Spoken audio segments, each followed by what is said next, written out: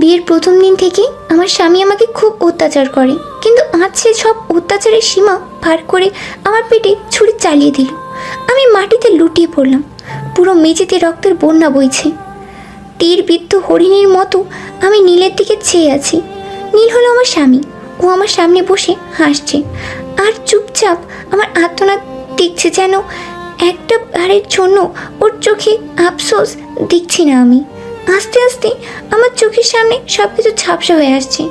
মৃত্যু যেন আমাকে গ্রাস করে নিচ্ছে। তারপর কি ঘটেছে আমার কিছু মনে নেই। যখন জ্ঞান ফিরল, নিজেকে হাসপাতালের বেডে আবিষ্কার করলাম। আমি তো ভেবেছিলাম আমি মারা যাব, কিন্তু কীভাবে বাঁচলাম সেটা শুধু আল্লাহ জানে। কিন্তু আমাকে হাসপাতালে কে নিয়ে এলো? আশেপাশে তো কাউকে দেখছি না। আমি ওঠার চেষ্টা করছিলাম, হঠাৎ একজন নার্স এসে বললেন, কি করছেন ম্যাম? আপনি এখনো পুরোপুরি সুস্থ হননি, আপনার রেস্টের দরকার। আচ্ছা, একটা কথা জানার ছিল, আমাকে হাসপাতালে কে নিয়ে আসছে? আপনার স্বামী। বলতে পারেন আমার স্বামী? মানে নীল? আমি ভীষণ আশ্চর্য হলাম। নীলই তো আমাকে খুন করার চেষ্টা করেছে, তাহলে ও কেন আমাকে হাসপাতালে নিয়ে আসবে? আমি নার্সকে জিজ্ঞেস করলাম, আচ্ছা আমার স্বামী এখন কোথায়? আপনার স্বামী জেলে। জেলে মানে? ও কেন জেলে থাকবে? কি করেছে ও? আর আপনি তো বললেন আমাকে নীল হাসপাতালে নিয়ে এসেছে, তাহলে? আপনাকে খুনের চেষ্টার জন্যে। খুনের চেষ্টা? আপনাকে কি বললো? ও আমাকে খুন করার চেষ্টা করেছে? উনি নিজেই বলেছেন, আপনাকে যখন হাসপাতালে নিয়ে আসেন আপনার স্বামী, তখন আপনার এই অবস্থা কিভাবে হয়েছে সেটা না জানলে ভর্তি নিত না হাসপাতালে। এটাই আমাদের হাসপাতালের ফর্মালিটি। আর আপনি যে অবস্থায় এসেছিলেন তাতে তো আমরা সবাই ভেবেছিলাম আপনাকে বাঁচানো সম্ভব হবে না। আর আপনার স্বামী তখন সবার সামনে বলেছেন উনি আপনাকে খুন করতে চেয়েছিলেন। তারপর হাসপাতাল কর্তৃপক্ষ পুলিশকে ফোন করে আর ওনাকে পুলিশ এসে নিয়ে যায়। আচ্ছা, নীলকে মানে আমার স্বামীকে কবে পুলিশ নিয়ে গেছে? 1 মাস আগে প্রায়। আর 1 মাস পর আপনার জ্ঞান ফিরলো আজকে। আপনার অবস্থা খুবই খারাপ ছিল, তাই জ্ঞান ফিরতে 1 মাস লেগে গেছে। কি? আমি 1 মাস ধরে হাসপাতালে আছি আর নীল জেলে? জি ম্যাম, আপনি এখন রেস্ট নিন আর নিজের স্বামীকে নিয়ে টেনশন করবেন না। আপনাকে একটা কথা বলি ম্যাম, কিছু মনে করবেন না। আমার আপনার স্বামী দেখে মোটেও সুবিধার লাগেনি। ওনাকে দেখে মনে হয় উনি একজন অমানুষ। উনি আপনাকে খুনের চেষ্টা করেছিলেন। যে স্বামী নিজের স্ত্রীকে খুনের চেষ্টা করে তাকে অমানুষই বলে। যত তাড়াতাড়ি সম্ভব ডিভোর্সটা দিয়ে দিন, আপনার জন্যই ভালো। নার্সের কথাগুলো আমার বিরক্ত লাগছিল। আমি নীলকে ডিভোর্স দিব না, সে আমাকে খুন করলেও না। আমি কত ঘোরানোর জন্য বললাম, নার্স আমাকে হাসপাতাল থেকে ডিসচার্জ কবে করা হবে? ম্যাম, আপনি এখনো সুস্থ নন। এখন 2-3 সপ্তাহ তো লাগবেই। আপনি এখন রেস্ট নিন, আর একটু পর ডাক্তার এসে আপনাকে ঘুমের ইঞ্জেকশন দিয়ে যাবেন। কথাটা বলেই নার্স চলে গেলেন। কিন্তু তাহলে অনেক দেরি হয়ে যাবে। আর নীল 1 মাস ধরে কিভাবে আছে কে জানে। কিন্তু ও যখন আমাকে খুন করার ইচ্ছাই ছিল, তাহলে আমাকে হাসপাতালে নিয়ে কেন এলো? আর নিজের দোষ কেন স্বীকার করলো? সপ্তাহখানিক পর আমাকে হাসপাতাল থেকে ডিসচার্জ করা হলো। যদিও হাসপাতাল কর্তৃপক্ষ এত তাড়াতাড়ি ডিসচার্জ করতো না, আমি জেদ করেই প্রায় হাসপাতাল থেকে চলে এসেছি। এখন আমার নীলকে জেল থেকে বের করতে হবে। নীল হয়তো জেলে অনেক কষ্টে আছে, আর নীলকে বের না করলে আমিও সত্যিটা জানতে পারবো না। দুপুরে খেয়ে এক উকিলের সাথে কথা বললাম নীলের ব্যাপারে। যেহেতু আমি বেঁচে আছি, তাই পুলিশ স্টেশনে গিয়ে নীলকে ছেড়ে দিতে বললাম। পুলিশ কেসটা বন্ধ করে দিল। 2 দিনের মধ্যে নীলকে পুলিশ ছেড়ে দিল। নীল আজই জেল থেকে ছাড়া পেয়েছে। বাসায় আসার সময় নীল আমার সাথে একটা কথা বলেনি। বাসায় এসে নিজের রুমে গিয়ে নীল দরজা বন্ধ করে দিল। আমিও আর কিছু জিজ্ঞেস করলাম না। আমি বিছানায় শুয়ে আছি, শরীরটা বেশ খারাপ লাগছে। হঠাৎ নীল আমার রুমে এসে আমাকে হিঁচড়ে একটা টান দিল হাতে। আচমকা নীলের ব্যবহারে আমি কিছুটা চমকে উঠলাম। তাড়াহুড়ো করে উঠে বললাম, কি হয়েছে? আমি ঘুমিয়ে পড়েছিলাম একটু। নীল কিছু না বলেই একটা থাপ্পড় লাগিয়ে দিল আমার গালে। আমি হতভম্ব হয়ে গেলাম। আমি তো ভেবেছিলাম ওই ঘটনার পর শুধরে যাবে, কিন্তু আমি নীলকে জিজ্ঞেস করলাম, আমাকে মারলে কেন? তোকে মারবো না তো কি আদর করবো? তুই জানিস না তোকে আমার সহ্য হয় না। আর তুই শাড়ি পরেছিস কেন? এবার বুঝলাম নীল কেন আমাকে থাপড় মারলো। নীল আমাকে কখনো শাড়ি পরতে দেয় না, আর আজ আমি পুরো শাড়ি পরে ফেলেছি। কি হলো বল, শাড়ি কেন পরেছিস? আমার পেটের ঘাটা তো এখনো শুকিনি, আর সেলাইটার উপরে ওষুধ লাগাতে সমস্যা হচ্ছে ক্ষত স্থানে। মরে তো যাচ্ছিস না, তোর কষ্ট আমার কিচ্ছু যায় আসে না। শাড়িটা খোল। কিন্তু কিন্তু আবার কি? তোর কি মনে হয় তুই আমাকে জেল থেকে বের করে এনেছিস এই জন্য আমি তোকে ভালোবাসবো, তোর প্রতি দয়া দেখাবো? কখনোই না। তোর জন্য আমার বাবা মার সম্পত্তি থেকে বঞ্চিত হয়েছি। তোর কারণে আমার বাবা আমাকে বাসা থেকে বের করে দিছে।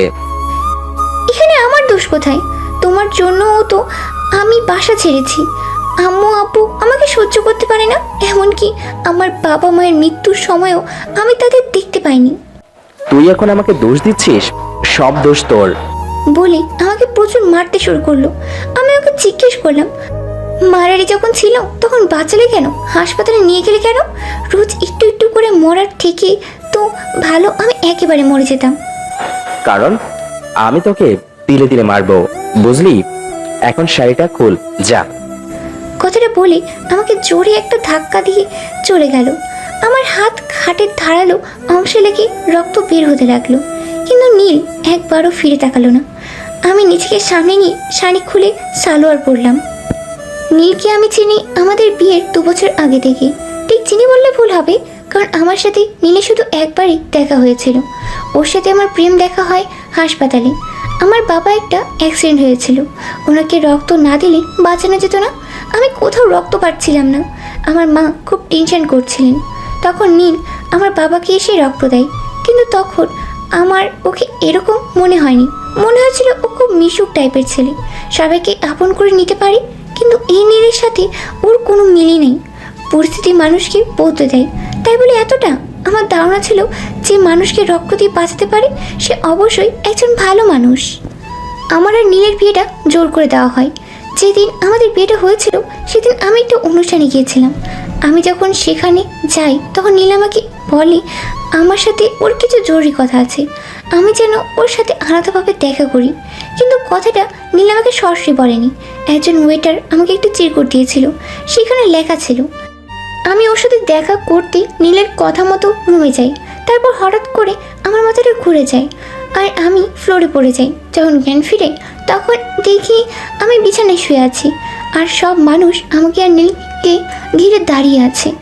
আমি কিছু বুঝতে পারার আগেই ওখানে উপস্থিত লোকেরা আমাদের বিয়ে দিয়ে দেয় জোর করে। আমাদের কিছু বলার সুযোগ দেওয়া হয় না।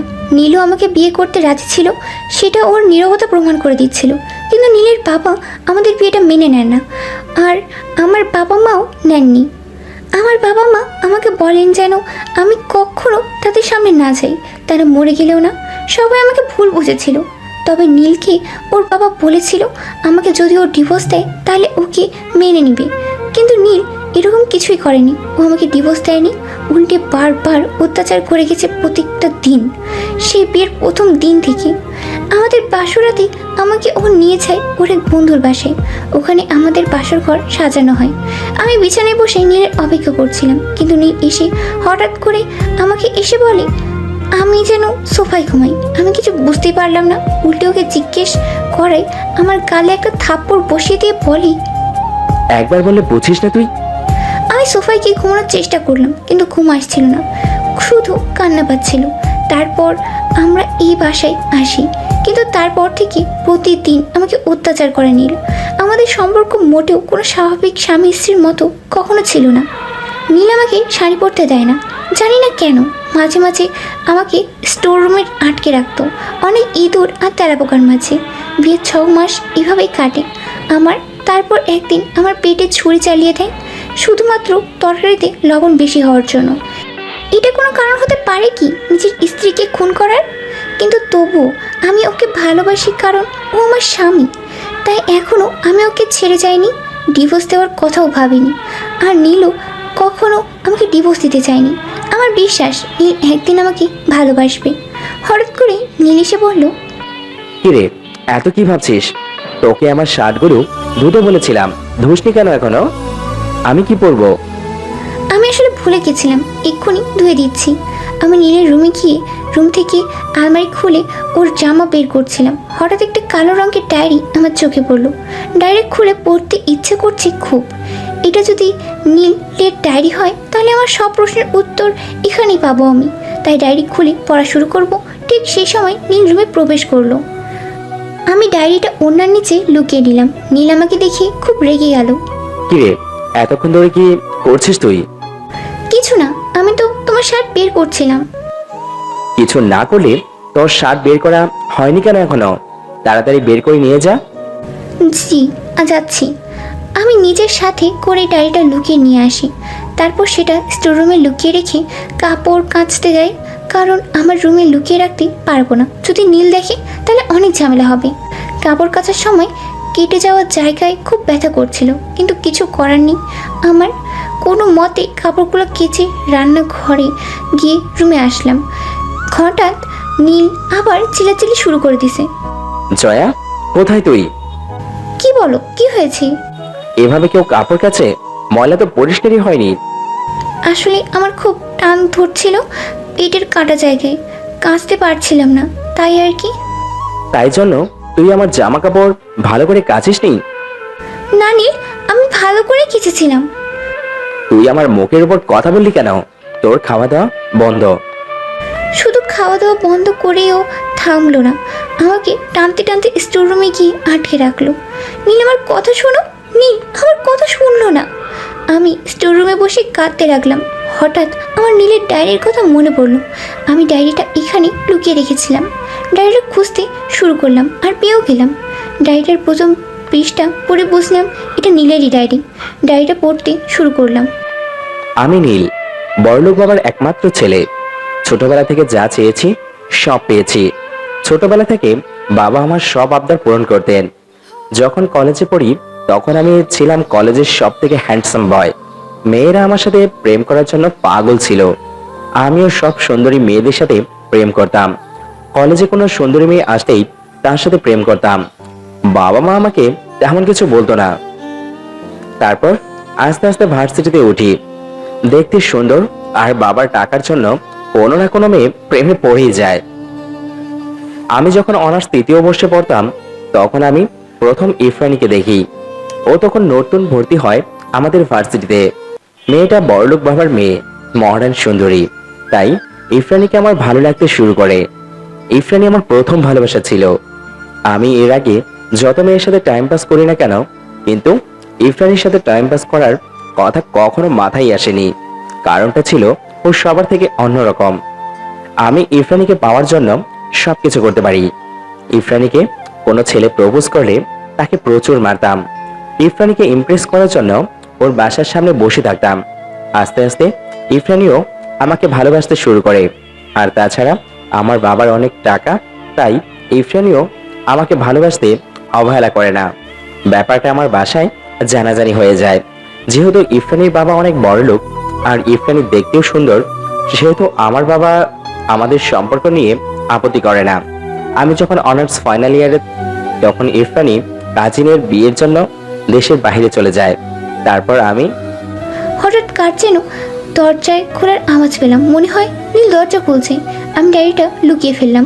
আমার ডায়েরির বাকি অংশ পড়া হলো না। আমি ঘুমানোর অভিনয় করলাম।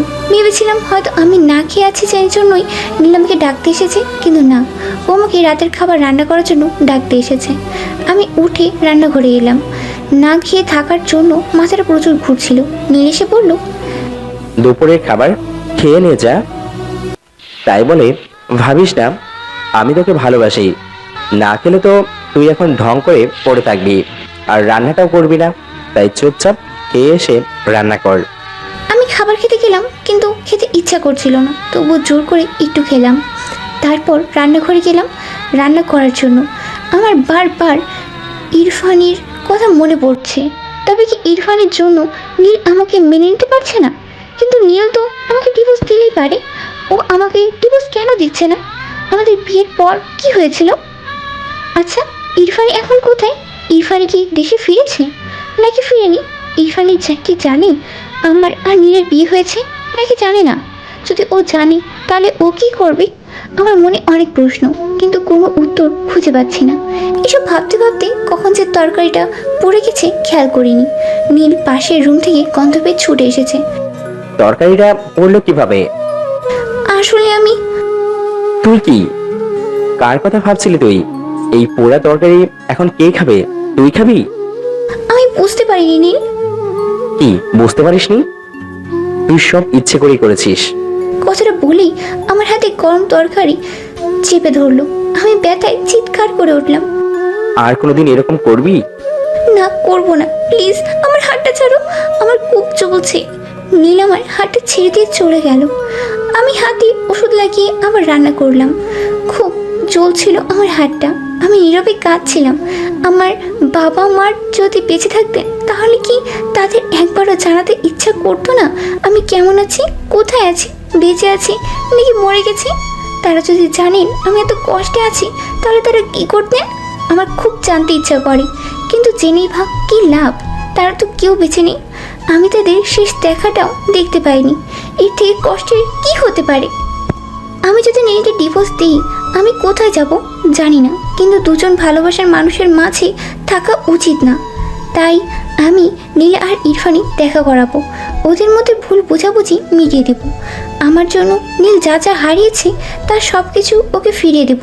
অন্তত নীলের আমার ওপর থেকে রাগটা তো একটু কমবে। নীল অফিসে চলে গেছে, আমি বাসায় একা একা বসে আছি। আমার বারবার ইরফানির কথা মনে পড়ছে। নীল তো আমাকে ভালোবাসে না, ইরফানিকে ভালোবাসে। তাহলে আমি কেন ওর সাথে আছি? এই এক কথা আমাকে পাগল করে দিচ্ছে। আচ্ছা, আমি যদি নীলকে হারিয়ে যাওয়ার সব কিছু ফিরিয়ে দিই তাহলে কি ও আমাকে এই যন্ত্রণা থেকে মুক্তি দেবে? তাহলে কি আমাকে ও আর ঘৃণা করবে না? হয়তোবা আমাকে ইরফানকে খুঁজে বের করে নীলের সাথে দেখা করাতে হবে। কিন্তু কোথায় খুঁজবো ওকে? নীলের ভার্সিটি থেকে কিছু জানা যেতে পারে। আমি আমার সিদ্ধান্ত অনুযায়ী ইরফানিকে খুঁজতে শুরু করলাম। এদিকে আমি ইরফানিকে কখনো দেখিনি। আমি কিভাবে চিনবো ইরফানিকে? আমাকে আগে ইরফানের ছবি জোগাড় করতে হবে, কিন্তু ছবি কোথায় পাবো? তারপরে মনে হলো ভার্সিটিতেই তো পাওয়া যাবে ইরফানের ছবি আর ঠিকানা। ভার্সিটি গিয়ে ইরফানের একটা ছবি আর একটা ঠিকানা পেলাম, কিন্তু সেখানে গিয়ে কিছু পেলাম না। তারপরে মনে হলো ইরফানের নিশ্চয়ই ফেসবুক অ্যাকাউন্ট থাকবে। নীলের ডায়েরির বর্ণনা মতে ইরফানি তো খুব আধুনিকতা ছিল, তাহলে অবশ্যই ওর ফেসবুক আইডি থাকবে। আমি বাসায় এসে ল্যাপটপে নিজের আইডিতে লগ ইন করলাম। তারপর ইরফানের নামটা লিখে সার্চ দিলাম, কিন্তু কাউকে পেলাম না। তারপরে মনে পড়লো ওর ডাক নাম ইরফানি, কিন্তু ওর ভালো নামটা তো হলো সুমাইয়া সিদ্দিকা। এবার এই নামে সার্চ দিলাম। যাক, এবার আমার নিরাশ হতে হলো না। আমি ইরফানির ফেসবুক আইডি পেয়ে গেছি। আমি ইরফানিকে মেসেজ রিকোয়েস্ট দিলাম। আসসালামু আলাইকুম, আমি জয়া, নীলের স্ত্রী। আপনার সাথে আমার জরুরি কিছু কথা আছে। দয়া করে ফ্রি থাকলে আমার মেসেজের রিপ্লাই দিন। আমার আপনার সাথে কিছু কথা আছে। 15 দিন কেটে গেল, ইরফানি মেসেজটা সিনও করেনি আর রিপ্লাইও করেনি। আমি হতাশ হয়ে পড়লাম। ইরফানের আশা আমি ছেড়ে দিলাম। সেদিন ভাবলাম নীল অফিসে গেলে আমাকে বাসায় একাই কাটাতে হয়, হাতে তেমন কাজ থাকে না, বাসায় একা একা থাকতেও ভালো লাগে না। তাই সিদ্ধান্ত নিলাম একটা চাকরি করব, আর নীলকে যদি ছেড়ে চলে যাই তাহলে চাকরিটা কাজে দিবে। সেইভাবে অনলাইনে চাকরির জন্য আবেদন করলাম। নীলকে বিষয়টা বলিনি, কারণ ও হয়তো এটা শুনে রাগ করবে, আবার আমার উপর ওর অত্যাচার করবে। জয়া, জি বলো। তোমার আমার প্রতি রাগ হয় না, ঘৃণা করে না আমাকে একটু? আমি তোমাকে এত অত্যাচার করি? ওমা, রাগ হবে কেন? তুমি আমার স্বামী, আমার উপর শুধু তোমার অধিকার। আচমকা আমার এই কথায় নীল ভীষণ রেগে গেল আর আমার চুলটা ধরে পড়ল। তোর আমার প্রতি রাগ হয় না কেন? কেন ঘৃণা করিস না? আমার লাগছে, ছাড়ো। লাগুক, তুই বল আমাকে ঘৃণা করিস? তুমি পাগল হয়ে গেছো নীল। হ্যাঁ, আমি পাগল। তোর চোখে ঘৃণা দেখার জন্য আমি পাগল। তুই বল আমাকে ঘৃণা করিস? নীল, আমি কেন তোমাকে ঘৃণা করব? কি আবল তাবল বলছো? কথাটা বলি আমাকে ধাক্কা দিয়ে চলে গেল নিজের রুমে। আমি বুঝতে পারলাম না কিছু। কেন ঘৃণা দেখতে চাই নীল আমার চোখে? অনলাইনে চাকরির জন্য যে দরখাস্ত করেছিলাম সেটার পরীক্ষা আছে। আমার কোনো প্রস্তুতি নেই, তবুও গেলাম পরীক্ষা দিতে। নীল অফিসে চলে যাওয়ার পর আমিও বাসা থেকে বের হয়ে গেলাম। পরীক্ষা মোটামুটি হলো। পরীক্ষার হল থেকে অটোতে করে আসার সময় দেখলাম রাস্তায় অনেক ভিড়, মনে হচ্ছে আরও অ্যাক্সিডেন্ট হয়েছে। আমি অটো থেকে নেমে দেখলাম এক বৃদ্ধ লোক বাড়িতে বসে আছে আর তার মাথা ফেটে প্রচুর রক্ত বের হচ্ছে। আমি লোকটাকে ধরে একটা অটোতে করে হসপিটালে নিয়ে গেলাম। লোকটার সাথে ওনার স্ত্রীর নম্বর নিয়ে বাসার ফোন দিলাম। ওনার স্ত্রী আসার আগেই আমি ওখান থেকে চলে এলাম, কারণ নীল হয়তো এতক্ষণে বাসায় চলে গেছে। আমাকে না দেখলে ও হয়তো অনেক রেগে থাকবে আর আবার আমার উপর পাশবিক অত্যাচার করবে। আমি বাসায় আসার পর দেখলাম নীল এখনও আসেনি। নীল তো এতক্ষণে চলে আসে, কিন্তু আসেনি কেন? আমি নীলের ফোনে বারবার ফোন দিলাম, কিন্তু কল রিসিভ করলো না কেউ। আমার নীলের জন্য খুব টেনশন হচ্ছিল। নীলের জন্য অপেক্ষা করতে করতে রাত 12টা বেজে গেল, এখনও নীল আসেনি। আমি অপেক্ষা করতে করতে ঘুমিয়ে পড়লাম সোফাতে। 1টার দিকে নীল এলো, আমি তখনও ঘুমিয়ে। হঠাৎ নীল এসে আমাকে ডাকলো। আমি উঠতেই আমাকে জড়িয়ে ধরে কাঁদতে লাগলো। আমি ওর এই ব্যবহারে অনেক বেশি অবাক হলাম। এই কি সত্যি নীল নাকি স্বপ্ন দেখছি আমি? দুজনের মধ্যে এক নীরবতা। নীলের কান্না দেখে আমিও কেঁদে ফেললাম। আমি বুঝতে পারছিলাম না আমার কি করা উচিত। একটু পর নীল নিজেকে সামলে পড়ল। ধন্যবাদ, আজ তুমি না থাকলে। আমি না থাকলে কি বলো? না কিছু না। খেয়েছো? তুমি না খেলে আমি কখনো খেয়েছি যে আজ খাবো? এত রাত হয়ে গেছে তবুও খাওনি কেন? চলো খেয়ে নেই। এই যেন আমি এক নতুন নীলকে দেখছি। ও আসলে কি নীল নাকি অন্য কেউ? আমি নিজের চোখে বিশ্বাস করতে পারছি না। আল্লাহ আমার কথা শুনেছেন, তার রহমতে নীল বদলে গেছে। আমি খুশিতে কেঁদে ফেললাম। নীল আর আমার সাথে খারাপ ব্যবহার করে না, অনেক বেশি কেয়ার করে। নীল অফিস থেকে আসার সময় আমার জন্য একটা গিফট এনেছে। আমি খুলে দেখলাম একটা শাড়ি। জয়া, তোমার তো শাড়ি খুব পছন্দ তাই না? আর শাড়ি তোমাকে অনেক মিষ্টি লাগে, কিন্তু আমি তো কখনো পরতে দিতাম না। শাড়ি? আমি কিছু বলতে পারছিলাম না, শুধু আবেগে চোখ থেকে পানি পড়ছিল। নীল আলতো করে আমার চোখের জল মুছে পড়ল। আমি চাই আমাদের সম্পর্ক ঠিক করে নিতে। কি বলছো কি? আমাকে একটা স্বাভাবিক জীবন দিবে জয়া? আমি সত্যি আজ ক্লান্ত। আমি কিছু বলতে পারছিলাম না, শুধু কান্না পাচ্ছিল। আমি কান্না থামিয়ে বললাম, নীল আমাকে কিছুদিন সময় দিবে? ঠিক আছে। আমি নীলের থেকে এই জন্য সময় চাইলাম যাতে আমি ওকে ওর বাবা মার সাথে মিলিয়ে দিতে পারি। আমি নীলের বাবা মার সাথে দেখা করার জন্য বাইরে দাঁড়িয়ে আছি। নীলের বাবা মা আমাকে দেখে প্রচুর রেগে গেলেন। তুমি কেন এসেছো? আমার ছেলেকে আমার থেকে দূরে করে এখন আবার কি করতে এসেছো? আন্টি, সব দোষ আমার, আপনার ছেলের কোনো দোষ নেই। আমার দোষের শাস্তি কেন নিজের ছেলেকে দিবেন? আপনাদের ছেলে এখনও আপনাদের জন্য কাঁদে। দয়া করে নীলকে আপনারা মেনে নিন। বিনিময়ে আমি নীলের জীবন থেকে চলে যাব, কিন্তু নীলকে এরকম শাস্তি দিবেন না। আপনাদের ছাড়া আমরা ভালো নেই। প্লিজ আঙ্কেল আন্টি, নীলকে ক্ষমা করে দিন। নীলের বাবা মা কাঁদতে লাগলো। মারে, তোমাকে আমরা ভুল বুঝেছিলাম। ভেবেছিলাম তুমি আমাদের ছেলেটাকে টাকার জন্য বিয়ে করেছো, কিন্তু আজ বুঝলাম নীলের কিছু না থাকা সত্ত্বেও তুমি ওকে ছেড়ে যাওনি। আমাদের নীল অনেক ভাগ্যবান যে তোমার মতো স্ত্রী পেয়েছে। নীলের জন্যে তোমার মতো ভালো মেয়ে আমরাও পেতাম না। নীল জীবনে অনেক অন্যায় করেছে, আর সেই অন্যায়গুলোকে আমরাও সমর্থন করেছি, কখনো কিচ্ছু বলিনি। কিন্তু আমার ছেলে কোনো ভালো কাজের ফলস্বরূপ তোমাকে পেয়েছে, আল্লাহ ভালো জানেন।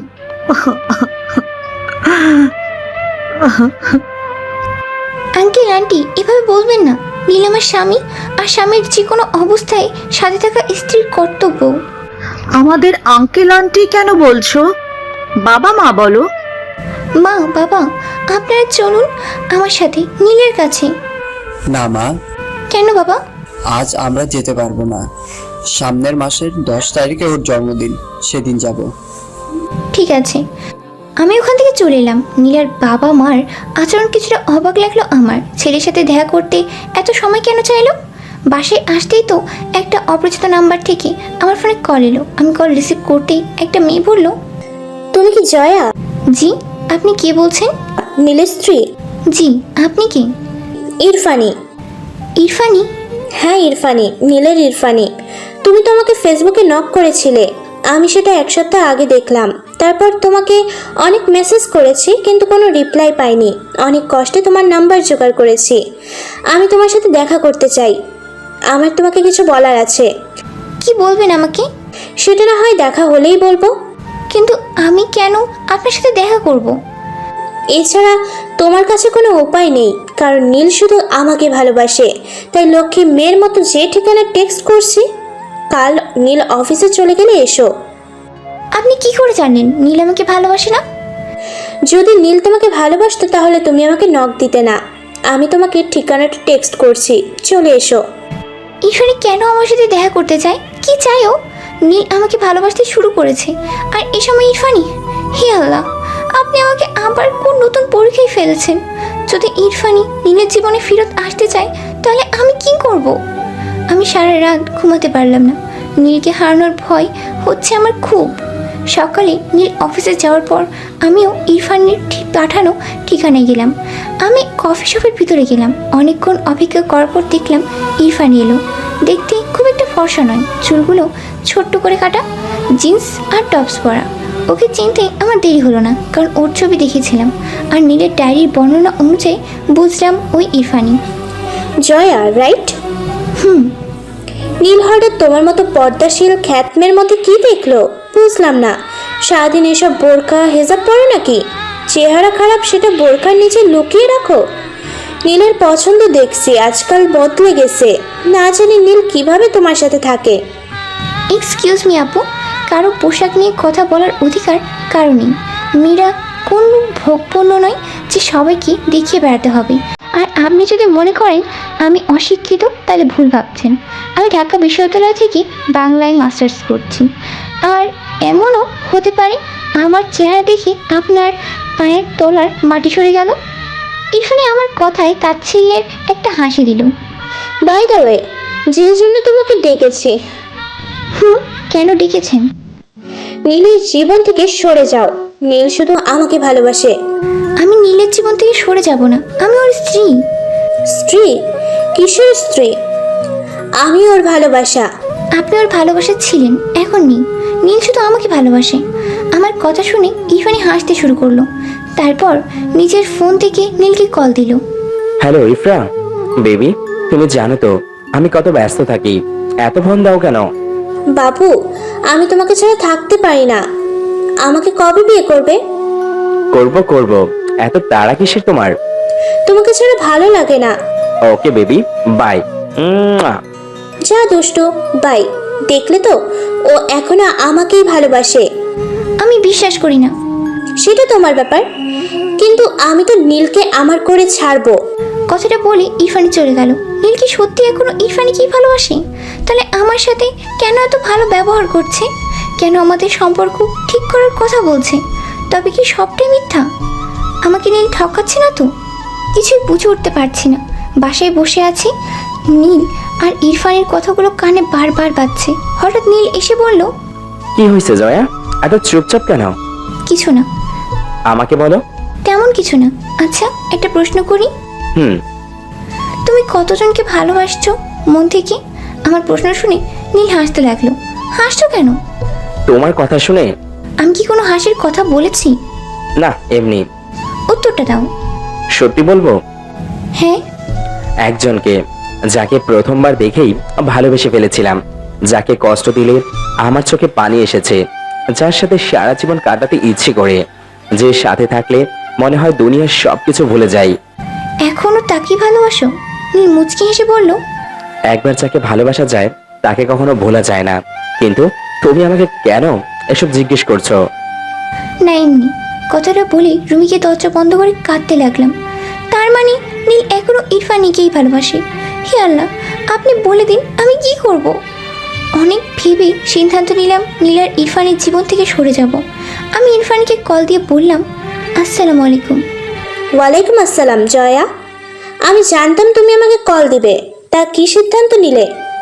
আমি সরে যাব নীলের জীবন থেকে। That's like a good girl. আমি ফোনটা কেটে দিলাম। খুব কষ্ট হচ্ছে। এতটা কষ্ট তখনও হয়নি যখন নীল আমার পেটে ছুরি মেরেছিল। নীল অফিসে গেলে আমি নিজের ব্যাগ গুছিয়ে নিলাম। স্টোর রুমে আমার কিছু জিনিস রয়ে গেছে, সেখানে জিনিসগুলো নিতে গিয়ে হঠাৎ নীলের ডায়েরিটা চোখে পড়লো। আমি নীলের ডায়েরিটা হাতে নিতেই সেখান থেকে একটা মেয়ের ছবি পড়লো, সাথে দুটো ছেলেও ছিল, তার মধ্যেই একটা নীল, কিন্তু মেয়েটা ইরফানি নয়। সেদিন তো আমি ছবিটা খেয়াল করিনি, ভাবতেই মনে পড়লো আমার তো পুরো ডায়েরিটাই পড়া হয়নি। ডায়েরি আর ছবিটা নিয়ে নিচের রুমে চলে এলাম। আমি ডায়েরির বাকি অংশটা পড়া শুরু করলাম। ইরফানি বিদেশে চলে যাওয়ার পর আমাদের কলেজে মিমি নামের একটা মেয়ে এলো। খুব ফর্সা, চোখগুলো টানা টানা, চুলগুলো বেশি লম্বা নয়, অসম্ভব সুন্দরী, যে কোনো ছেলে দেখলে প্রেমে পড়ে যাবে। আমার নজর পড়লো মিমির উপর। মিমিকে আমার প্রেমে ফেলানোর জন্য অনেক কিছু করি, কিন্তু মিমি কিছুতেই প্রেম করতে রাজি হয় না। মিমি ছিল মধ্যবিত্ত পরিবারের মেয়ে। প্রতিদিন মিমির বাসার সামনে দাঁড়িয়ে থাকতাম। ওকে কোনো ছেলে কিছু বললে তাকে প্রচুর মারতাম, মিমিকে বিভিন্ন নোট দিতাম। আস্তে আস্তে মিমিও আমার প্রেমে পড়ে গেল। মিমি আর আমার প্রেম ভালোই চলছিল। মিমির সাথে আমার শারীরিক সম্পর্ক গড়ে তুলি। এর মধ্যে ইরফানি বিদেশ থেকে ফিরে আসে। আমি মিমির সাথে ব্রেকআপ করে ফেলি, কিন্তু মিমি আমাকে ছাড়তে রাজি নয়, কারণ মিমি প্রেগনেন্ট ছিল। ওকে অনেক বোঝালাম, কিন্তু ও বুঝতেই চাইছিল না। এদিকে ইরফানি যদি জানে আমার আর মিমির সম্পর্কের কথা, তাহলে আমি ফেঁসে যাব। ইরফানি আমাকে বিয়ে করবে না। তাই মিমিকে বললাম বাচ্চাটা নষ্ট করতে, কিন্তু সে কিছুতেই বাচ্চাটা নষ্ট করবে না। কি করব বুঝতে পারছিলাম না। হঠাৎ করে মনে হলো ফয়সালের কথা। ফয়সাল ছিল আমার বেস্ট ফ্রেন্ড, সেই ছোট্টকাল থেকেই। ও মেডিকেলের স্টুডেন্ট। ভাবলাম ওর থেকে পরামর্শ নিব। ফয়সালকে আমি মিমির কথা বললাম, কিন্তু ও শুনে বলল ও মিমির সাথে দেখা করবে, তারপর আমরা সবাই বসে একটা সিদ্ধান্তে যাব। কিন্তু আমি জানতাম না মিমির জন্য ফয়সাল এতটা বদলে যাবে। আমার বেস্ট ফ্রেন্ড হওয়ার সত্ত্বেও ও মিমিকে সাপোর্ট করতে লাগলো। ফয়সালও আমার বিরুদ্ধে চলে গেল। তখন আমার মাথায় একটা প্ল্যান এলো। আমি ফয়সালের বিশ্বাসঘাতকতার প্রতিশোধ নিতে চাইছিলাম। আমি মিমিকে ডাকলাম আমার সাথে দেখা করার জন্য। মিমি এলো। আমি মিমিকে বিয়ে করব, কিন্তু একটা শর্তে, সে যদি আমার কথা শুনে চলে। মিমি অসহায় ছিল, আমার কথায় রাজি হয়ে গেল। আমি মিমিকে বললাম ও যেন আমার কথা মতো একটা চিঠি লেখে। চিঠি ছিল এইরকম যে, ফয়সাল ভাইয়াকে আমি আমার নিজের ভাই মনে করতাম, কিন্তু ও আমার সাথে শারীরিক সম্পর্ক করে জোর করে, আর আমার পেটে বাচ্চা চলে আসে, কিন্তু ফয়সাল ভাইয়া বাচ্চাটাকে মেনে নিতে চাচ্ছে না। মিমি কিছুতেই চিঠিটা লিখতে চাইল না, কিন্তু আমি ওকে ভয় দেখালাম ও যদি এটা না করে তাহলে আমি ওকে আর বাচ্চাকে মেরে ফেলবো। তাই ও রাজি হয়ে গেল। পরের দিন মিমির বাসায় লুকিয়ে ঢুকে ওকে ঘুমের মধ্যে ফ্যানের সাথে ঝুলিয়ে দেই, আর চিঠিটা মিমির টেবিলে রেখে চলে আসি। আর ফয়সাল মিমির আত্মহত্যার জন্য ফেঁসে যায়। ফয়সালের বিশ্বাসঘাতকতার এটাই শাস্তি ছিল। ও কিভাবে আমার বন্ধুত্ব বাদ দিয়ে ওই মেয়ের কথায় আমার বিরুদ্ধে যায়। তারপর ফয়সালকে ওর বাবা মা বাসা থেকে বের করে দেয়, আর পুলিশ ওকে ধরে নিয়ে যায়। তারপর ফয়সাল আর আমার কখনো দেখা হয়নি। ডায়েরির বাকি অংশ পড়ে আমি কেঁদে ফেললাম। নীল এতটা খারাপ ছিল? ছি, মিমি মেয়েটা তো নির্দোষ ছিল, আর ফয়সাল সেও নির্দোষ ছিল।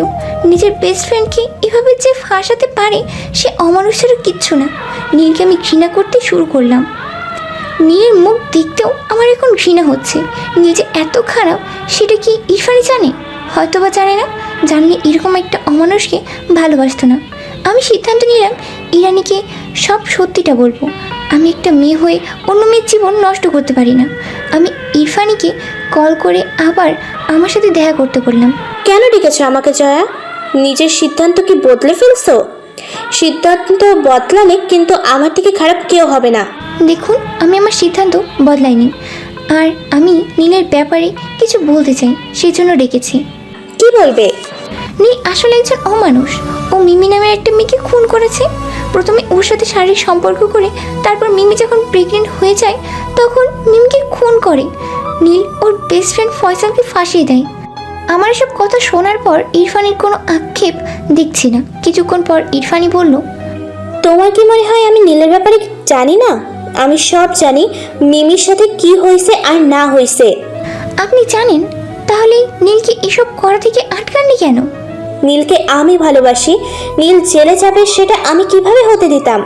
আর মিমির কথা বলছো? ও তো একজন দুশ্চরিত্রা ছিল, আর ওর এটাই হওয়া উচিত ছিল। আর ফয়সাল, সে কেন নীলের সাথে বিশ্বাসঘাতকতা করলো? ওদের সাথে যা হয়েছে সব ঠিক হয়েছে। কি বলছেন এসব আপনি? একটা মেয়ে হয়ে একটা মেয়ের নামে এসব বলতে আপনার বিবেকে বাজছে না? না, বাচ্চে না। আর এসব হাই ক্লাস ব্যাপার স্যাপার তোমার মতো আনকালচার খ্যাত মেয়ে এসব বুঝবে না। আর তুমি কি ভাবছো এসব বলে তুমি নীলের প্রতি ঘৃণা করাবে? পারবে না। চুপচাপ নীলের জীবন থেকে সরে যাও, আমাকে জ্ঞান দিতে হবে না। হ্যাঁ, চলে যাব। নীল আমাকে খুনের চেষ্টা করেছিল, আমি তারপরেও ভেবেছিলাম আমি ওর সাথে থাকবো, কারণ আমার মনে হয়েছিল নীলের ভিতরে একটা ভালো মানুষ আছে। হয়তোবা আমার উপর রাগ করে আমার পেটে ছুরি চালিয়েছিল, কিন্তু না, ও একটা অমানুষ। ও অমানুষ হোক বা মানুষ, সেটা নিয়ে তোমাকে ভাবতে হবে না। আমার নীলকে ছেড়ে শুধু চলে যাও। আমি নীলকে ছেড়ে চলে আসার সিদ্ধান্ত নিয়ে নিলাম। তার আগে নীলের উদ্দেশ্যে একটা চিঠি লিখলাম। নীল, আমি তোমাকে একজন ভালো মানুষ ভাবতাম। তুমি আমার পিঠে ছুরি চালিয়ে দেওয়ার পরেও আমি তোমাকে ভালোবেসেছি, কখনো তোমাকে ছেড়ে যাওয়ার কল্পনাও করিনি। তুমি চেয়েছিলে আমি তোমার সাথে সব ঠিক করিনি, আমি সেটাও মেনে নিয়েছিলাম। পরে জানলাম ইরফানি তোমার জীবনে ফিরে আসতে চাই। ইরফানি আমাকে হুমকি দেওয়ার পরেও আমি তোমাকে ছাড়তে চাইনি, কিন্তু আজ আমি চলে যাব। কেন জানো? কারণ তোমার সত্যিটা আমার সামনে চলে এসেছে। তুমি অনেক মেয়ের জীবন নষ্ট করেছো, এমনকি খুন, তারপর নিজের নির্দোষ বন্ধুকে ফাঁসানো। তুমি হয়তো চিঠিটা পড়ে ভাববে আমি এসব কীভাবে জানলাম। আমি লুকিয়ে তোমার ডায়েরি পড়েছি। তুমি আমার চোখে ঘৃণা দেখতে চেয়েছিলে না? আজ তোমার সেই স্বপ্ন পূরণ হয়েছে। হ্যাঁ, ঘৃণা করি আমি তোমাকে। আই হেট ইউ নীল। আর আজ আমি তোমাকে ছেড়ে চলে যাব, আর এটাই হবে তোমার জন্মদিনের সবচেয়ে বড় গিফট। ইরফানের সাথে ভালো থেকো। এটি জয়া। চিঠিটা আমার টেবিলের উপর রেখে বাসা থেকে বের হয়ে এলাম। আমি জানি না আমি কোথায় যাব এখন, কারণ আমার আপন বলতে কেউ নেই। আব্বু আম্মুর কাছেও যেতে পারবো না, কারণ তারা বেঁচে নেই। আমার মনে পড়লো আমার বান্ধবী মীরার কথা। মীরাকে সব খুলে বললাম। ও আমাকে ওর বাসায় থাকতে জায়গা দিল, কিন্তু কতদিন আর এভাবে থাকা যায়? তাই আমি চাকরি খুঁজতে লাগলাম। এর মধ্যে নীল আমাকে অনেকবার কল করেছে, কিন্তু আমি কখনো কল রিসিভ করিনি। নিজের ফোন বন্ধ করে রাখলাম। এর মধ্যে একটা চাকরিও জোগাড় করে ফেললাম। এবার একটা বাসা খোঁজার পালা। আমি সেদিন অফিস থেকে ফিরছিলাম, হঠাৎ ওই বৃদ্ধ লোকটার সাথে আমার দেখা হলো, যাকে আমি হাসপাতালে নিয়ে গিয়েছিলাম। আঙ্কেল, আপনি এখন কেমন আছেন? আল্লাহর রহমতে ভালো আছি। সেদিন যদি তুমি না থাকতে। কি যে বলেন না আঙ্কেল, আমি কিছুই করিনি, সবই আল্লাহর ইচ্ছা। তা মা, কোথায় যাচ্ছ? অফিস থেকে ফিরছি আঙ্কেল। ওহ, তোমার স্বামী কেমন আছে মা? সেদিন তো স্বামীর জন্য চলে গিয়েছিলে। জানি না, মানে? আমি ওকে ছেড়ে চলে এসেছি আঙ্কেল। অমানুষ ছিল একটা। মা, আমি বুঝতে পারিনি। এখন কোথায় থাকো? বান্ধবীর বাসায়। আমাদের বাসায় চলো আজকে। তোমার আন্টি তোমাকে দেখতে চেয়েছিল। তোমাকে দেখলে খুব খুশি হবে। আমি আঙ্কেলের সাথে আঙ্কেলদের বাসায় গেলাম। বাসাটা অনেক বড় আর অনেক সুন্দর। আমি আঙ্কেলকে বললাম, আঙ্কেল, আপনার বাসাটা খুব সুন্দর। সবই তোমার আন্টির জন্য। আন্টি আমাকে দেখে আঙ্কেলকে জিজ্ঞেস করলো, এই মেয়েটা কি? আরে, তোমাকে বলেছিলাম না সেদিন অ্যাক্সিডেন্টের পর এই মেয়েই তো আমাকে বাঁচিয়েছিল। ও, তুমি সে? নাম কি তোমার মা? জি আন্টি, জয়া। বাহ, মিষ্টি নাম। বসো, আমি তোমার জন্য নাস্তার ব্যবস্থা করি। না আন্টি, দরকার নেই। অবশ্যই আছে, তুমি প্রথমবার এসছো আমাদের বাসায়। আন্টি রান্না করে চলে গেলেন। আমি ড্রয়িং রুমে বসে আছি। আমি আঙ্কেলকে প্রশ্ন করলাম, আচ্ছা আঙ্কেল, আপনাদের বাসায় কি শুধু আপনারা দুজন থাকেন? হ্যাঁ মা, আমরা দুজনে থাকি। তোমার আন্টি আর আমি ছাড়া কেউ নেই। আপনাদের ছেলেমেয়েরা? নেই। ঠিক বুঝলাম না। একটা ছেলে ছিল, কিন্তু সে আমাদের কাছে মৃত। আমি আর আঙ্কেলকে এই বিষয়ে কোনো প্রশ্ন করলাম না। এর মধ্যে আন্টি চলে এলেন নাস্তা নিয়ে। আমি বললাম, আন্টি, এত কিছুর কি দরকার ছিল? দরকার ছিল মা। হঠাৎ আন্টি আমাকে প্রশ্ন করলো, মা, তোমার স্বামী কি করে? আঙ্কেল আন্টিকে বললেন, কি করছো? এসব কথা বাদ দাও তো। না আঙ্কেল, আসলে আন্টি, আমি আমার স্বামীকে ছেড়ে চলে এসেছি। কেন মা? অমানুষ ছিল একটা একটা মেয়ের জীবন নষ্ট করেছে, একটা মেয়েকে খুন করেছে। তার সাথে কিভাবে থাকতাম? ভালো করেছো মা, তোমাকে দেখেই বোঝা যায় তুমি অনেক ভালো। তোমার সাথে কথা বলে খুব ভালো লেগেছে। এখন কোথায় থাকছো? বান্ধবীর বাসায়। তবে এখন যখন চাকরি করছি তখন নিজের জন্য আলাদা বাসা দেখব। কতদিন আর বান্ধবীর বাসায় থাকবো? আমাদের বাসায় থাকতে পারো।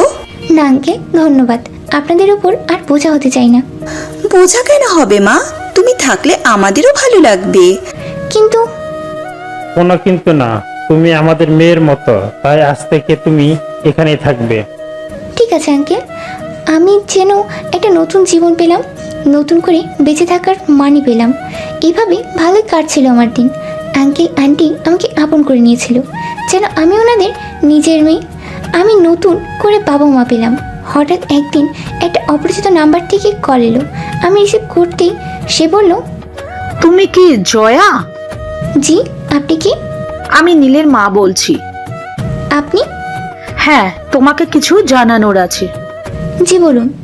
সেদিন যখন তুমি আমাদের বাসায় এসেছিলে, সেদিন আমরা তোমাকে মেনে নেইনি। আমরাই ইরফানিকে ফোন করে নীল আর তোমার কথা বলি। তুমি যখন বলেছিলে তোমরা ভালো নেই, তাই আমরা ভেবেছিলাম নীল ইরফানের সাথে ভালো থাকবে, আর তাই আমরা সেদিন নীলের সাথে দেখা করতে আসিনি। এসব বলে কি লাভ আন্টি? যা হওয়ার তা তো হয়ে গেছে। আর আমিও তো নীল আর ইরফানের জীবন থেকে সরে এসেছি। ভুলটা তো এখানেই হয়েছে। ভুল? কিসের ভুল আন্টি? আপনার কথা আমি বুঝলাম না। আমরা নীলের জন্মদিনে নীলের সাথে দেখা করতে যাই, তখন জানতে পারলাম তোমার সাথে যার বিয়ে হয়েছে সে আদৌ নীল না, নীলের বন্ধু ফয়সাল। মানে কি বলছেন এসব? ঠিকই বলছি। তাহলে নীল কোথায়? জানি না, আমাদের পাপের শাস্তি আমরা পেয়ে গেছি। আমাদের ক্ষমা করে দিও মা। আপনার সাথে আমি পরে কথা বলছি বলে ফোনটা কেটে দিলাম। আমার অনেক বড় একটা ভুল হয়ে গেছে। আমি এক্ষুনি বাসায় যেতে হবে। আমি বের হচ্ছিলাম, এমন সময় আন্টি এসে বললেন, কোথায় যাচ্ছ মা? আন্টি আমি বাসায় যাচ্ছি, অনেক বড় একটা ভুল হয়ে গেছে। এখন না গেলে অনেক দেরি হয়ে যাবে। কি হবে বলে তো যাও। ফিরে এসে বলবো। আর কোনো কথা না বলে আমি বাসা থেকে বের হয়ে গেলাম। বাসায় এসে দেখি ও বাসায় আছে। আমাকে দেখতে জড়িয়ে ধরে কাঁদতে লাগলো। কোথায় চলে গিয়েছিলে জয়া? আমি তোমাকে ছেড়ে কত কষ্টে ছিলাম জানো। একবার তো ফোনটাও রিসিভ করতে পারতে। তুমি কি? আমি কে মানে? আমি তো তোমার স্বামী। তুমি আমার স্বামী সেটা আমি জানি, কিন্তু তোমার আসল পরিচয় কি? আমি নীল। তুমি নীল নাও মিস্টার ফয়সাল। আমি সবটা জেনে গেছি। কেন এমন করলে আমার সাথে? আর নীল এখন কোথায়? আমি জানি তোমার অনেক প্রশ্ন, আজ সব প্রশ্নের উত্তর দেব। হ্যাঁ বলো, আমি জানতে চাই। জয়া, যেদিন তোমাকে প্রথমবার হাসপাতালে দেখি সেদিন প্রথম প্রেমে পড়ে যায়। আমি তোমার মুখ তো দেখিনি সেদিন, কিন্তু তবুও প্রেমে পড়ে যায়। নীলও যখন আমার সাথে ছিল, কিন্তু তোমার সাথে দেখা করতে আসার সময় একজন এসে ধাক্কা খেয়ে আমার শার্টে কালি লেগে যায়। কিন্তু ওই অবস্থায় তোমার সামনে যেভাবে যেতাম সেটা ভেবেই পাচ্ছিলাম না। তখন নীলর শার্টটা আমাকে দেয়, যেখানে নীলের লাগানো নেম প্লেটও ছিল। তোমার সাথে দেখা করার পর জানতে পারলাম তোমার বাবার অপারেশনের জন্য রক্ত লাগবে, কিন্তু তুমি কোথাও রক্ত পাচ্ছ না। আর তোমার বাবার রক্তের সাথে আমার রক্ত মিলে যাওয়ায় আমি তোমার বাবাকে রক্ত দিই। তারপর তোমার সাথে কথা বলতে বলতে আমি আরো তোমার প্রেমে পড়ে যাই। কিন্তু সেদিন তুমি যখন আমার নাম জিজ্ঞেস করেছিলে, ঠিক সেই সময় আমি নীলের নেম প্লেট পড়েছিলাম। তুমি ভাবলে আমার নাম নীল। ভেবেছিলাম প্রথমবার দেখা হলে পরের বার দেখার সময় সত্যিটা বলে দিব, কিন্তু বলার কখনো সুযোগই হলো না। তুমি আমাকে ভালোবাসতে, তাহলে বিয়ের পর এত অত্যাচার কেন করতে? তুমি তো চাইলে বলে দিতে পারতে তুমি নীল নয় ফয়সাল। কেন বলনি? তারপর জীবন কেমন যেন এলোমেলো হয়ে গেল। নীল আমাকে মেমের সাথে ফাঁসিয়ে দিল, আর সবাই আমাকে অবিশ্বাস করলো। এমনকি আমার বাবা মাও, তারা আমাকে ঘৃণা করতে শুরু করলো। তাদের কাছে আমি বেঁচে থেকে মৃত। তারপর আমাকে পুলিশে নিয়ে যায়। 6 মাস জেল খাটার পর আমার এক মামা আমার জামিন করায়, কিন্তু আমি আমার বাবা মার সামনে যেতে পারছিলাম না। এর থেকে বড় কষ্ট কি আর হবে? তার মানে নীলের সম্পর্কে আমি যা যা পড়েছি ডায়েরিতে সব সত্যি? হ্যাঁ, সত্যি। কিন্তু ডায়েরিটা তুমি কোথায় পেলে? নীলের বাসা থেকে চুরি করে নিয়ে এসেছিলাম কি? কিন্তু কেন? নিজেকে নির্দোষ প্রমাণ করার জন্য। আর নীল যে মিমির খুনি, মিমি আত্মহত্যা করেনি সেটা প্রমাণ করতে। কিন্তু সেই ডায়েরির কথায় কেউ বিশ্বাসই করলো না, সবাই ভাবলো আমিই দোষী। তারপর ঠিক করলাম আমি নীলের সাথে দেখা করব, ওকে সত্যিটা স্বীকার করাবো। তারপর আমি নীলের সাথে দেখা করতে ওই অনুষ্ঠানে যাই যেখানে তুমিও ছিলে। সেদিন আমাদের মধ্যে অনেক হাতাহাতি হয় আর আমি নিজেকে বাঁচাতে নীলকে খুন করে ফেলি। ঠিক সেই সময় রুমে তুমি আসো আর হঠাৎ করে অজ্ঞান হয়ে যাও। কিন্তু সেদিন আমি তো তোমার সাথে আর কাউকে দেখিনি। কারণ আমি নীলের লাশের খাটের তলায় লুকিয়েছিলাম। আমি তোমাকে দেখে ভয় পেয়ে যাই, তোমাকে অজ্ঞান অবস্থায় কোলে করে আমি বিছানায় নিয়ে গিয়ে শুয়ে দেই। কিন্তু দরজাটা কে যেন বন্ধ করে দেয় বাহির থেকে। আর সবাই ভুল বুঝে আমার আর তোমার বিয়ে দিয়ে দেয়। যেহেতু আমি তোমাকে আগে থেকে পছন্দ করতাম তাই বিয়েতে আপত্তিও করিনি। আমাকে ভালো যদি বাসতে আমার থেকে সত্যি কেন লুকিয়ে আমার চোখে নীল হয়ে থাকলে? কারণ হঠাৎ করে আমার মনে পড়ে তোমার মাধ্যমে আমি সবার চোখে নীলের প্রতি ঘৃণা তৈরি করতে পারবো। আর নীল যে অপরাধী সেটাও সবার সামনে আসবে। আমি আমার প্ল্যান অনুযায়ী সেদিন তোমাকে নিয়ে নীলের বাসায় যাই। তারপর অন্য কাউকে বলি নীল তোমাকে বিয়ে করেছে, কিন্তু আপনাদের সামনে আসছে না। আঙ্কেল আন্টিকে আমি নীলের ব্যাপারে রাগিয়ে দিই আর ওনারা তোমাকে মেনে নিতে পারে না, তাই তোমাকে আর আমাকে বের করে দেয়। আর আমাকে বলে আমি যেন নীলকে বলে দিই নীল যেন কখনো তাদের সামনে না আসে। আর আমি আমার প্রথম প্ল্যানিংয়ে সফল হই। সব বুঝলাম, কিন্তু তুমি এটা কেন বলছো না? আমার উপর কেন অত্যাচার করতে? নীলের জন্য। মানে? তুমি সারাদিন নীল নীল করতে, যেটা আমার সহ্য হতো না। আমি তোমার চোখে নীল নামটার প্রতি ঘৃণা দেখতে পাচ্ছিলাম আর এটা চেয়েছিলাম। সেজন্য সেদিন রাগে তোমার পেটে ছুরি চালিয়ে দেই, নিজের রাগকে নিয়ন্ত্রণ করতে না পেরে। তারপরে তুমি নীলকে ভালোবাসো আর আমি তোমাকে শাড়ি পরতে দিতাম না, কারণ তোমাকে শাড়ি পরলে একদম আমার মায়ের মতো লাগে। তখন আমি তোমাকে অত্যাচার করতে পারতাম না। কিন্তু আমি তো নীল নামটাকে না, আমার স্বামীকে ভালোবাসতাম। তুমি নীল প্রতি আমার চোখে ঘৃণা দেখতে চেয়েছিলে, কিন্তু তুমি এটা একবারও ভাবোনি আমার কাছে নীল মানে তুমি। আমায় ক্ষমা করে দিও জয়া, আমি তোমার স্বামী হওয়ার যোগ্য নই। কে বলেছে তুমিই আমার স্বামী? কিন্তু একটা কথা বলো, ডায়েরিতে যে মেয়েটার সাথে তুমি আর নীল ছিলে ও কি? ওই মিমি অনেক ভালো মেয়ে ছিল, সবাই আপন করে নিতে পারতো, একদম তোমার মতো। আমি তোমার আলমারি থেকে নীলের ডায়েরিটা পাই। প্রথমবার আমি নীলের ডায়েরিটি পুরোটা পড়িনি। যখন পুরো ঘটনা জানতে পারি আমি নীলকে ঘৃণা করতে থাকি আর তোমাকে ছেড়ে চলে যাই। তুমি আমাকে ছেড়ে চলে যাওয়ার পর আমার খুব কষ্ট হচ্ছিল। যখন আমি তোমার লেখা চিঠিটা পাই তখন মনে হচ্ছিল নিজেকে শেষ করে দেই। আমাকে ক্ষমা করে দিও। যতবার আমি তোমার সাথে খারাপ ব্যবহার করেছি ততবার আমি কেঁদেছি। তুমি চলে যাওয়ার পর আমি তোমাকে অনেক খুঁজেছি, অনেকবার কল করেছি, কিন্তু তুমি কল রিসিভ করনি। আমি তোমার উপর রেগে নেই, কারণ আমি তোমাকে ভালোবাসি। আর আমি প্রথমে মীরার বাসায় যাই, তারপর আমি যাকে হাসপাতালে নিয়ে গিয়ে প্রাণ বাঁচিয়েছিলাম তাদের বাসায় আশ্রয় পাই। তুমি সেদিন যাকে হাসপাতালে নিয়ে গিয়েছিলে তুমি জানো নি কে? কি? আমার বাবা। কি? আঙ্কেল তোমার বাবা? হ্যাঁ। আঙ্কেল আর আন্টি তো তোমাকে ভুল বুঝেছে। আমাদের ওনাদের কাছে যাওয়া উচিত আর সত্যিটা জানানো উচিত। ঠিক এই সময় ইরফানি রুমে চলে এলো। ইরফানি তুমি?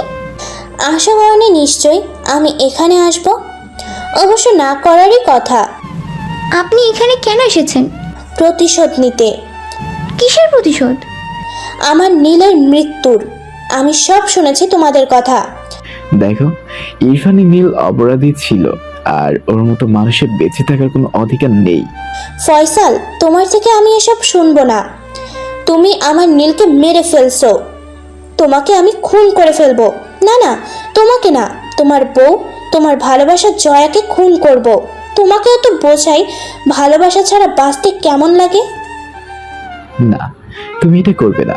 তোমার আমার জয়াকে কিছু করবে না। ইরফানি কোনো কথা না শুনে একটা ছুরি বের করে আমাকে মারতে এলো। ঠিক এই সময় ফয়সাল ইরফানের মাথায় একটা বাড়ি ফুলদানি দিয়ে আঘাত করলো। সঙ্গে সঙ্গে ও ফ্লোরে পড়ে গেল আমি ফয়সালকে কি জড়িয়ে ধরে কাঁদতে লাগলাম। ফয়সাল আমাকে বলল, ইরফানিকে নিয়ে হাসপাতালে যেতে হবে। আমরা ইরফানিকে নিয়ে হাসপাতালে গেলাম। আঙ্কেল আর আন্টিকে সত্যিটা জানানোর পর ওনারা খুব খুশি হলেন। ওনারা কখনো ভাবতেই পারেননি আমি ওনাদের ছেলে ফয়সালের বউ, কিন্তু ওনারা চান আমার আর ফয়সালের আবার বিয়ে দিতে। আজ আমাদের গায়ে হলুদ। হঠাৎ ফয়সালের ফোনে একটা কল এলো। ফয়সাল আমাকে এসে বলল, জয়া, হাসপাতাল থেকে কল করেছিল, ইরফানিকে কেউ খুন করেছে। কি বলছো? কি কে করবে এমনটা? জানি না, আমি একবার হাসপাতালে যাব। না না, তোমার যাওয়ার দরকার নেই। আমি তোমাকে নতুন করে আর কোনো ঝামেলায় জড়াতে দিব না। আর কাল আমাদের বিয়ে। জয়া, কিচ্ছু হবে না আমার, তুমি শুধু টেনশন করো না। আর তাছাড়া আমি যেহেতু ইরফানিকে আঘাত করেছিলাম, তাই আমাকে পুলিশ দেখা করতে বলেছে। আমি যাব তোমার সাথে। না, তুমি কি করবে? আমি তাড়াতাড়ি চলে আসবো। ফয়সাল হাসপাতালে চলে গেল। আমার খুব ভয় লাগছে, না জানি ওর কি বিপদ হয়। রাত 11টা বেজে গেছে, ফয়সাল এখনও আসছে না। আমার খুব টেনশন হচ্ছে। অনেকবার কল করেছি কিন্তু ফোন ধরছে না। কিছুক্ষণ পর ফয়সাল আমাকে ফোন দিয়ে বলল, হ্যালো জয়া। তুমি ঠিক আছো তো? কিছু হয়নি তো তোমার? আর ফোন রিসিভ করছিলে না কেন? জয়া, আমি ঠিক আছি, কিন্তু কিন্তু কি, ইরফানি কি বেঁচে আছে? না, তাহলে? ইরফানির লাশের পাশে নীলের লাশ। কি কি বলছো সব? তুমি তো বলেছিলে নীল মা। হ্যাঁ, কিন্তু নীলের লাশ এখানে কিভাবে? আর ওর মৃত্যুর তো 1 বছর হয়ে গেছে, কিন্তু এই লাশটা দেখে মনে হচ্ছে কয়েক ঘন্টা আগে মারা গেছে। আর হাসপাতাল কর্তৃপক্ষের সামনে খুন 2টা হয়েছে। কিন্তু এসব কিভাবে সম্ভব? কে করেছে খুন? ওরা দুইজনকে খুন করেছে। কি কিভাবে সম্ভব? জানি না। সে যাই হোক, তুমি ফিরে এসো। আমার টেনশন হচ্ছিল। আবার ফোনও রিসিভ করছিলে না। ফয়সাল যা বলল সেটা আমি কিছুতেই বিশ্বাস করতে পারছিলাম না। নীল কিভাবে? কিন্তু সবার সামনে বিশ্বাস করার অভিনয় করলাম। কেউ তো আর সত্যিটা জানে না। আমি একবার নীলের বাবা মা সাথেও দেখা করতে যাব ফয়সাল। কেন জয়া? ওনাদের সাথে কথা বললে ওনাদের একটু ভালো লাগতো। ঠিক আছে, যাও। আমি নীলের বাবা মার সাথে দেখা করতে এলাম। খুব ভেঙে পড়েছে নীলের মৃত্যুতে। একমাত্র ছেলেকে হারালে কষ্ট পাওয়ারই কথা। মিমির বাবা মাও মনে হয় এতটা কষ্ট পেয়েছিল। আজ আমাদের বিয়ে। ফয়সালকে বেশ চিন্তিত লাগছে। চিন্তার কারণ নিশ্চয়ই নীল। আমি ফয়সালকে অনেকবার বুঝিয়েছি, যা হয় ভালোর জন্যই হয়, তবুও টেনশন করছে।